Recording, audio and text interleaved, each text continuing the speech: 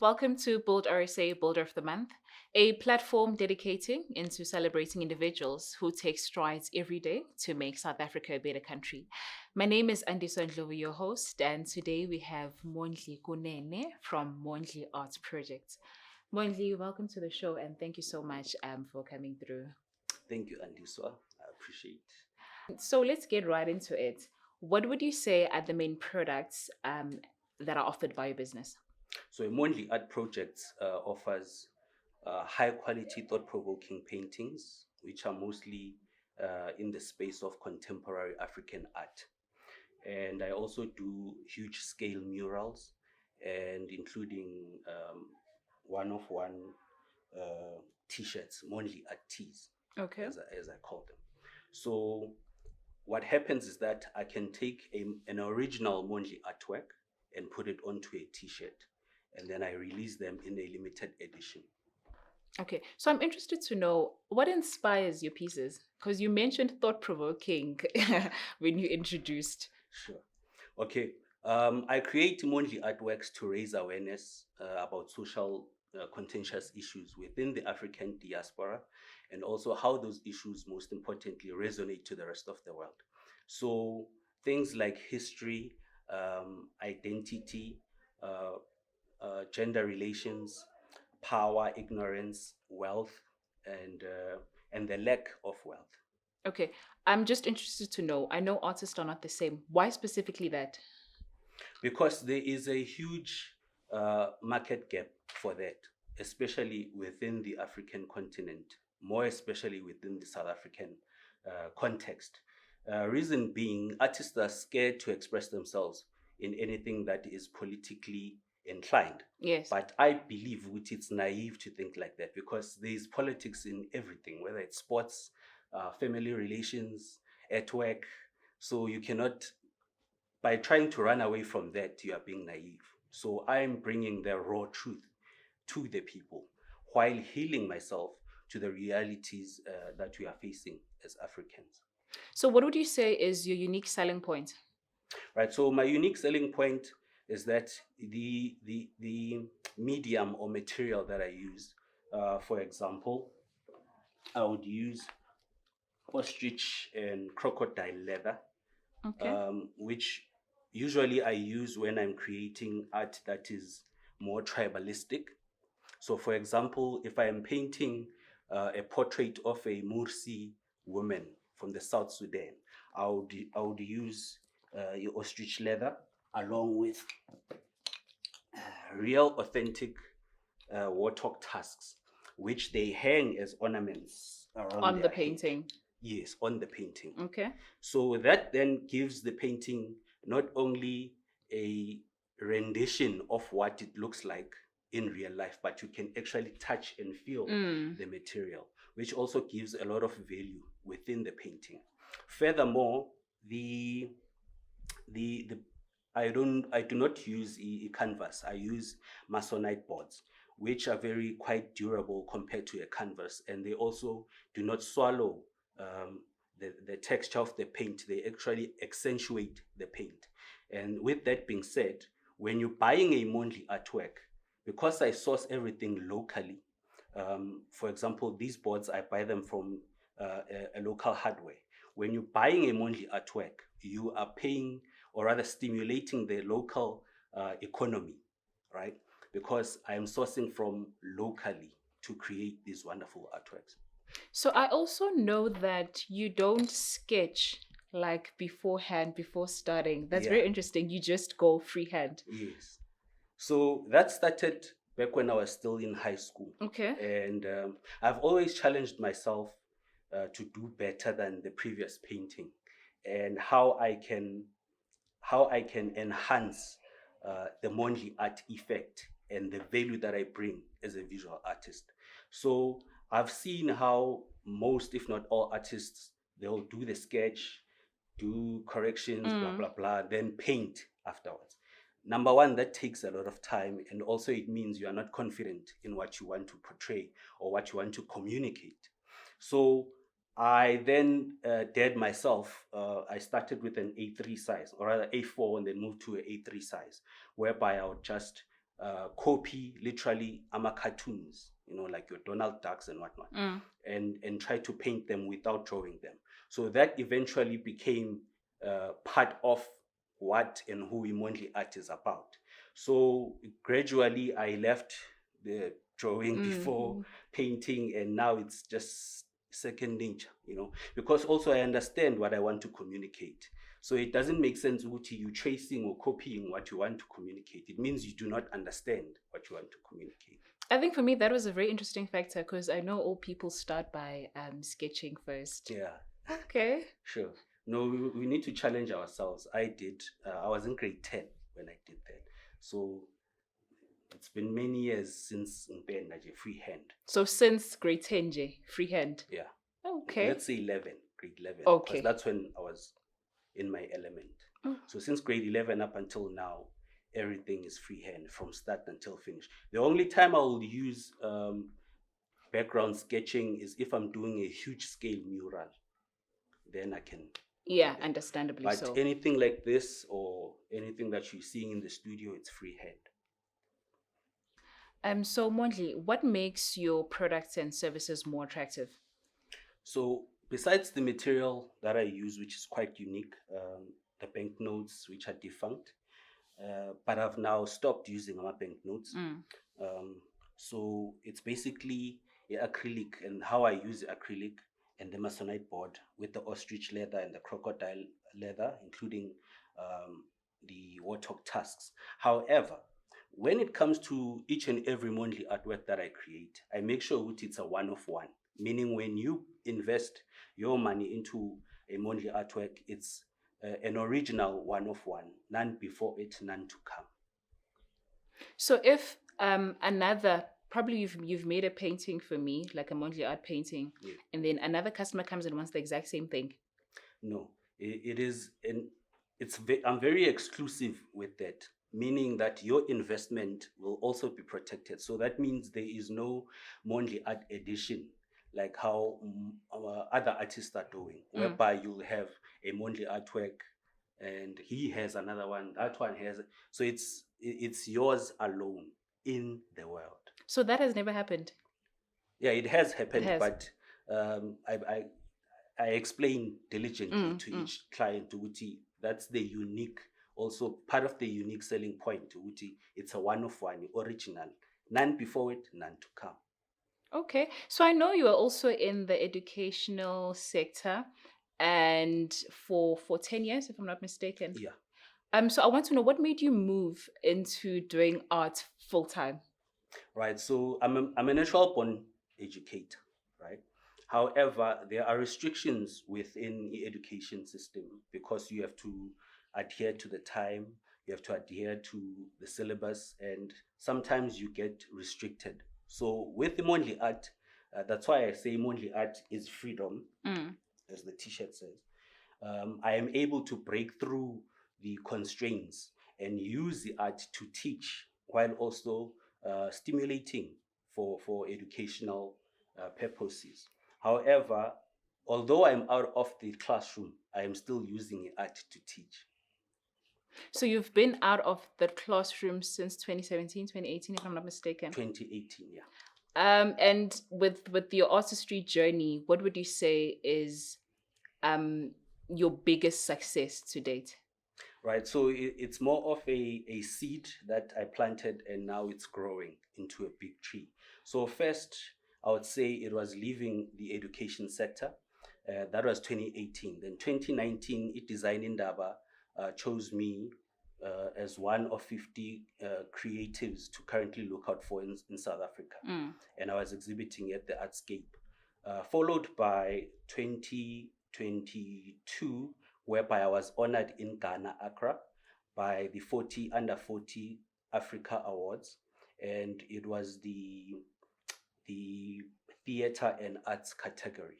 So I was the only visual artist from South Africa or representing South Africa in Ghana, and I won that. Oh, wow. And now they are here in South Africa. But furthermore, um, with regards to your question, I would also add that the South African Brandy Foundation also gave me a fund to create a brandy, a brandy bottle, which is a limited edition. And after I pitched an idea of how they can use Mondli art to introduce the brandy into new markets, right? So last but not least, I'm also a brand ambassador for Arise by Heineken, Okay. and yeah, we growing. Mondli art is growing. So, all of this achievement, how has it made you feel looking back at your journey? It is humbling and also inspirational because it means I'm on the right path, and bearing in mind, Uti, I'm an independent visual artist. So it is inspirational intrinsically. So I can look back within what I have done without seeking extrinsic inspiration. But most importantly, I give thanks to God because He is my creator, thus, I am a creative. So, what are the challenges that you still face up to date? Right, the challenges that I still face up to date is uh, being an independent visual artist. Of course, you have to do almost everything by yourself, you know, Yeah. and you wear many hats. However, I try to minimize the hats that I have to wear. How Otherwise, do you minimize? otherwise I'll go nuts.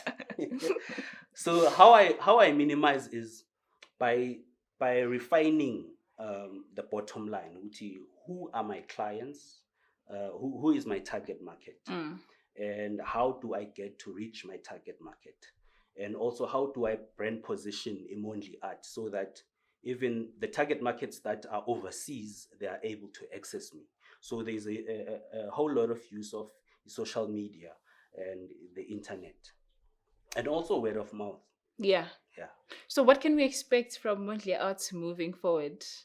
I'm literally creating a new monthly artwork every day, literally every day. But with regards to exhibitions, I'll be exhibiting in Spain, Valencia, with a gallery called the Grappa.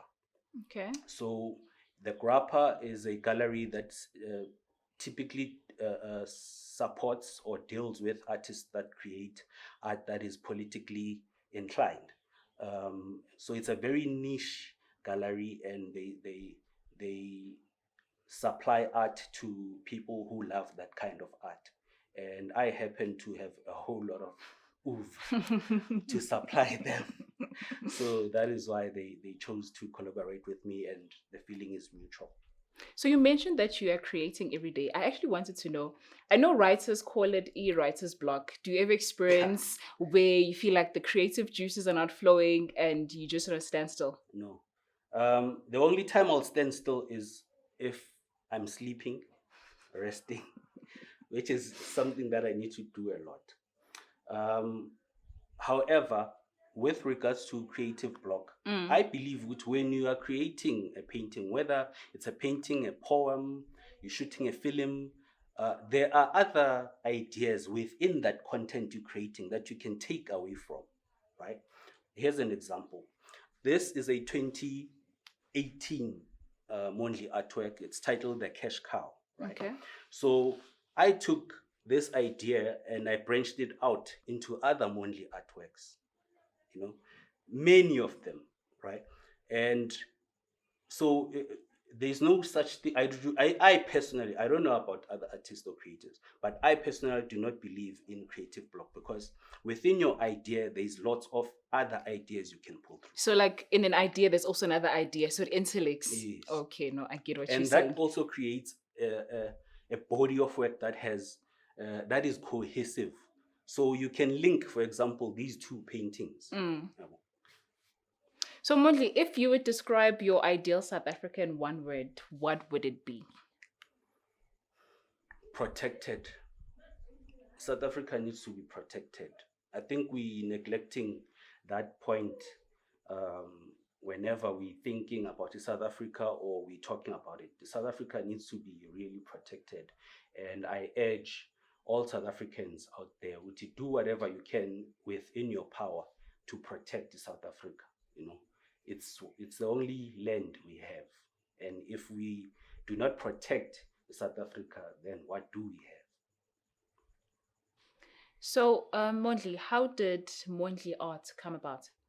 Right. So um, the first the first inspiration or how I came into contact with the art was through my late Ubaba Mncane, my dad's only and youngest brother, Usibusiso Kunene. So he was the first person that I saw creating a painting. I saw creating a drawing using a pen, for example, and I was blown. So ever since then, I used to start drawing one-dimensional faces. You know, one dimension, and trying to figure out how Ubaba Mncane wam does this thing, because he did it with so much detail. You can see the veins, and if he drew with a pen a torso of a person. So I then grew into the art, and I saw that I do have a gift in this. And later on, when we moved from Soweto, I was born in Soweto, MD, and then we moved to Esbukeng, Zone 7. Then we moved to Everton North. From Everton North, we moved to Dipone Park. Okay. From Dipone Park, we then came to Edelside. And at Edelside, that's when I met my late great mentor, Uspielman Mahlang. Yes. Brilliant mind, giant, very humble. I didn't know how big he was until he passed on. And I had the honor of reading his speech at his funeral. And I was still a high school learner at that time. However, with regards to how those moments pivoted me into where I am now, more especially with regards to my style and painting technique. When I met Ubaba Spielman, I also used to copy his style with the bright colors, and so his style was more of African expressionism, and the themes that he was into were connected to tribalism, especially within Amandebele, because Umdebele. So what I would do is I would copy his work and then try to put in my ideas into it. And one day he said, "Hey, Bramondli, anybody on Kavayo, anybody on Azi will tell you immediately if they see that to spell man." Now, he would say, create as much as you can so that you find your own unique voice. Because your style and technique is your own unique voice. And you can use it to shout your ideas from afar. And anybody that knows Mondli art will tell you, even without me being in the room or coming close to the painting and seeing the signature, they'll tell you that's a Mondli art. Yes. So fast forward that to now, I used to pay homage to Babu Spielman by incorporating a little bit of the iconograph from his work into a Mondli art, until eventually I stopped and I found my voice. I found my technique and style, which I refer to as brushstrokes from the future, right? So why I say it's brushstrokes from the future is because I am the only person who paints the way that I'm painting, whereby I'm able to use black as the main color on a flat surface, but be able to create 2 or 3D like type of paintings. Okay. So, but what I also like doing is playing with color to bring in a positive emotion within me. It's like, how beautifully dressed you are. You feel good, you're confident, So I use the color to also bring that upon myself whenever I'm feeling down. So, for example, this Mondli artwork is titled. This Mondli artwork is titled Bambelela, right? So, firstly, the material that I used is a masonite board. So the texture that it gives is very unique.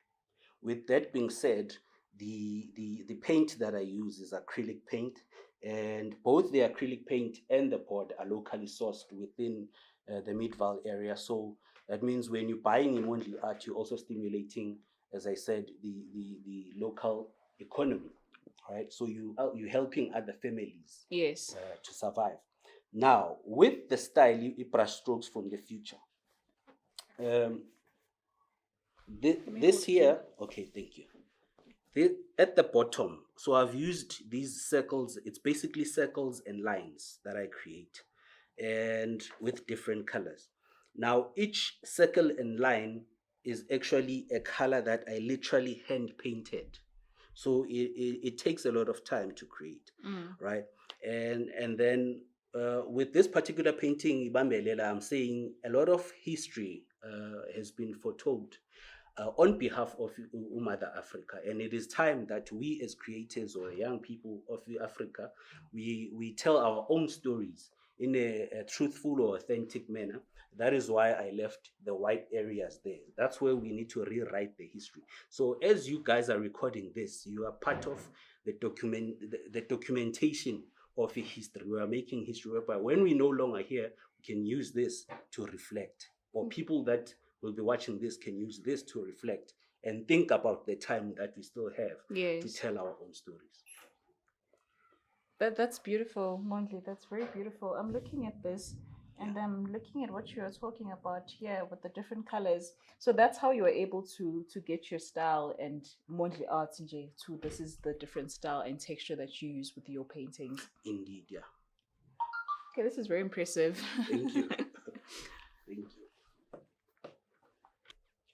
This has yet been another wonderful episode. I'd like to thank you, Mondli, for your contribution to the outgoing conversations of Building South Africa. And thank you so much for allowing us into your space and seeing all your beautiful work. Thank you so much, everyone. And thank you for being our Builder of the Month. Thank you. My name is Andisa Ndlovu, your host. Thank you.